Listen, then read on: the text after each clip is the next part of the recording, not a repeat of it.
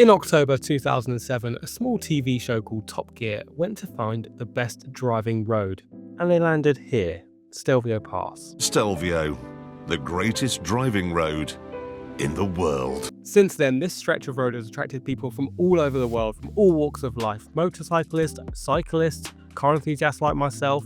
Is it all it's cracked up to be? Let's find out.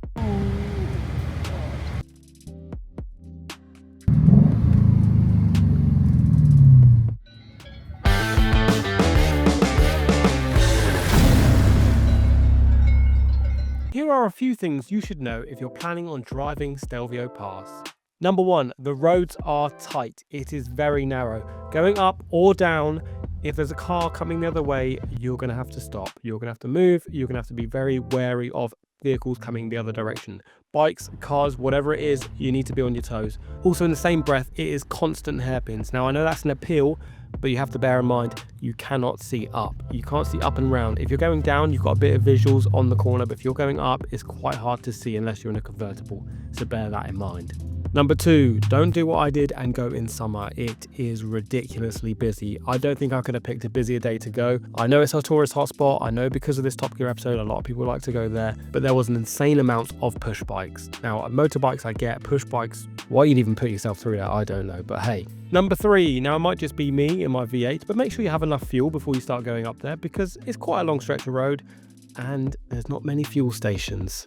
Number 4, I would definitely not go out of my way to go here. I wouldn't travel specifically from the UK or any other countries just to go here. If you're in the area, or if you're doing a road trip, definitely go. Great visuals, great things to say you've done, great experience.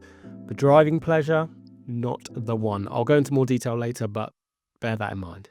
Number 5, when going downhill, use your engine to slow down your gearing. Go down a gear. Do not just sit on your brakes. You will cause brake fade. You will burn through your pads. You will cause your brakes to malfunction. You could cause an accident. Use your engine to slow down. So many people we were behind were just sitting on their brakes the whole time. Not ideal. If I could have one word to sum it up, bikes. Push bikes and motorbikes all over the place. As well as traffic, as you can see. Going both ways.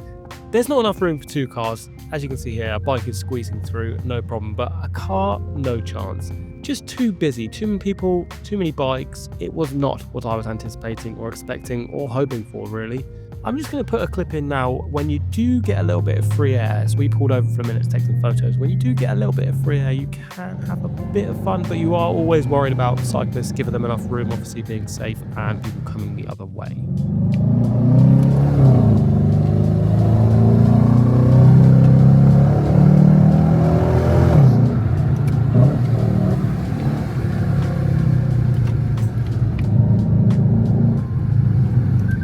Another thing to note is Stelvio Pass is 2,757 meters above sea level, so if you have a naturally aspirated car, your car will feel a little bit sluggish as the air is thinner up there, less oxygen, less power. Turbo car will be the same, but it won't be as affected as mine. I went up in my ISF and my friend was with me in his BMW M235i, which is turbocharged. He had a lot more power than I did. You might be able to hear it in these clips, just a little bit sluggish, I guess. And because we were on a road trip, as I'm sure many of you would be if you've been here or are going here, my car was full with luggage, so it was also a little bit heavier than usual as well. Just thought I'd put that in there in case anyone goes, oh, well, that looks slow. Yeah, all right. Also, I wasn't actually completely on the limit because, like I say, tight, blind corners, etc. So, yeah, I'm being safe, which is important.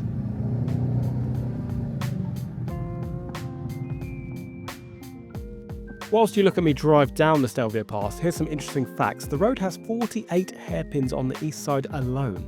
It was built in the 1820s for military reasons and was constructed in under 5 years, which is about the same length of time it takes the council to fill in a pothole, but I won't go there. Purely off the back of this Top Gear episode, it became a tourist destination. There's many souvenir shops at the top, little cafes, restaurants, and as you can see, obviously busy. And it's pretty strange to think 3 blokes driving on a road in Italy created some sort of tourist destination that people still go to now, including myself.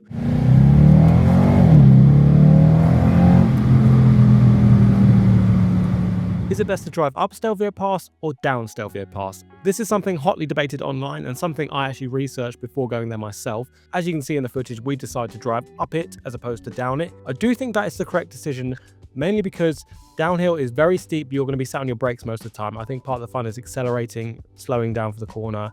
But as you're going up on the gradient, you don't have to use your brakes as much.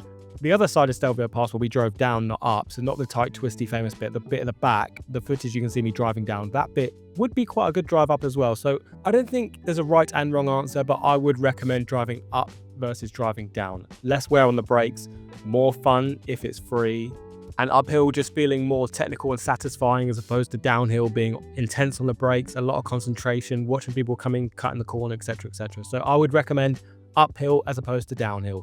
Having driven it and experienced it, I don't think this is the best driving road in the world.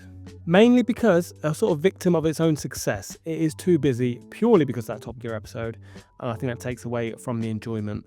Empty, it would be brilliant, but it's not anymore. Now I'm going to ask you, whoever is watching, if you've been to Europe and there's a good driving road you can recommend, put it in the comments. Let's find the next Stelvio Pass, because although it's a great visit, it's not a great road. I personally drove many better roads on this road trip, but still a sight to see, still an experience to have. To be honest with you, and this is a good thing, if you are driving in the Alps, pretty much anywhere, you are going to find good driving roads. There are so many twisty, great looking roads, well paved, very quiet. I found a great place in Austria. Even this place on the screen right now, that was an hour or two from Stelvio Pass towards the north, towards Switzerland. It's just everywhere you go, just unreal roads, especially if you're like me and you're used to the UK roads. Anything's pleasant, anything's good. Even Stelvio Pass being mega busy, like I say, I don't know if I'd recommend it, but it's still better than going to the shops down the road, isn't it? Let's be honest. I will say, if you are doing a European road trip and you're planning one, do go here.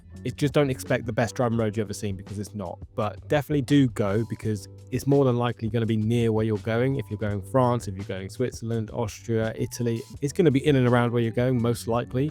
If you're going down to Monte Carlo, I'm not sure I'd make the trip across, to be honest. But if you're over on that side near the Alps, why not? Give it a go. It might be better for you. It might just be because of the weather and the time of year and how busy it was for me.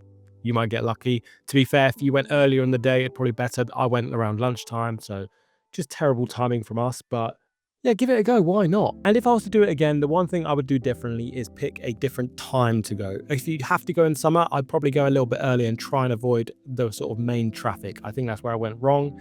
Perhaps to enjoy the road more, a lighter car would have been more suitable. But obviously on a road trip, you're going to need space because you're going to need your luggage. So peaks and troughs. And I'd probably stay for longer at the top. We weren't up there for very long. Did soak in a bit in the atmosphere, get some pictures, but we were on a journey and we needed to get somewhere, so we didn't stay there too long. Thank you for watching and listening to me waffle on about Stelvio Pass. If you could subscribe, I would greatly appreciate it, and be sure to like the video. Thank you very much. Peace.